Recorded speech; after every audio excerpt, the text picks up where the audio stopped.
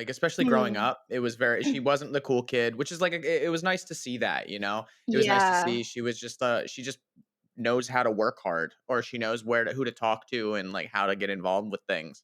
And even being the kid that really didn't have many friends, or, like, wasn't the cool kid back in high school all the way up through, even some of her anecdotes and, some of the things she said in the beginning, I like that a lot, because I mean, maybe it's because just coming out of that era of, like, thinking that the whole world revolves around what you're like in high school and college, and then now realizing that none of that really matters.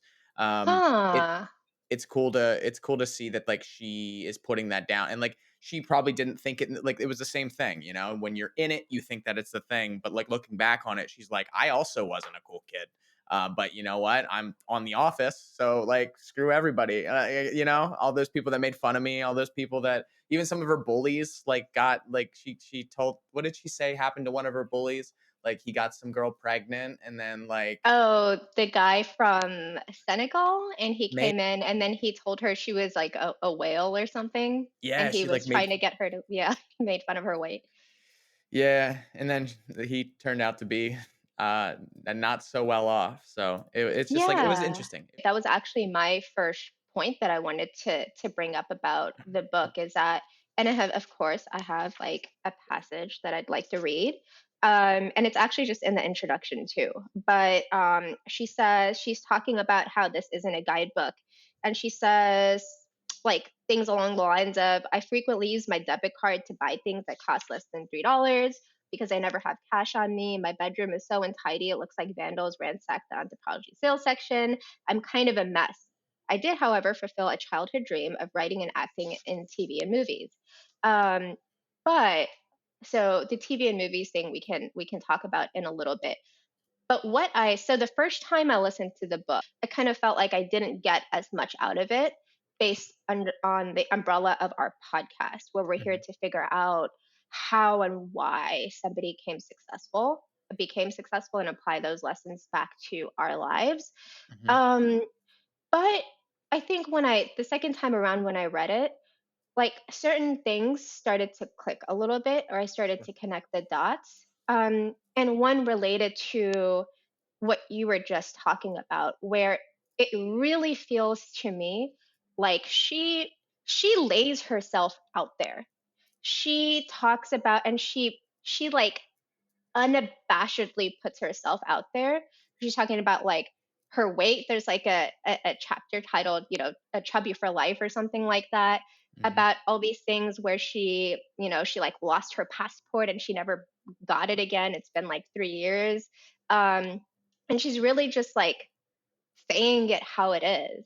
mhm, And so that kind of level of sort of like just not caring too or being too fearful about what people are going to think or about what they're going to say.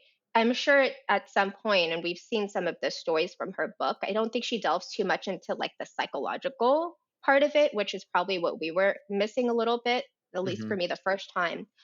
But I just like it's awesome to me that, again, she like fully embraces herself. Things that some people might consider flaws, mhm, or things that some people that might turn people off, it all doesn't matter. There's like these pictures of her, and I had like, not a typical kind of American upbringing because I grew up as an Indian American as well. I love these pictures you can see throughout the book of her, just like her little like awkward kind of like Indian kid, in glasses on a swing. that's And she cute. talks about these stories too. And so at some point, like when I was thinking about the book or when I was reading, a phrase occurred to me, and it was, she's not perfect. She's Mindy. Mhm. Oh, did What she if I say that? applied that to myself? No, Oh. I can't, like, I Oh, look felt at you. that.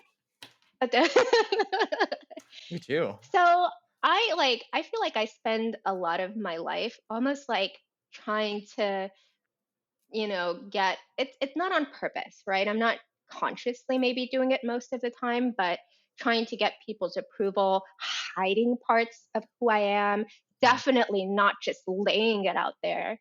Mhm. not laying out my opinions strongly, keeping a lot of them inside, um, and kind of almost like chasing perfection in a way, feeling like I have to conform to some version of me that's not me.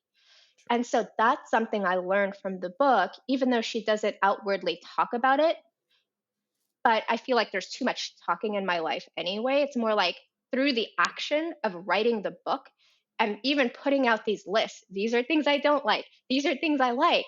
That's kind of like empowering a little bit.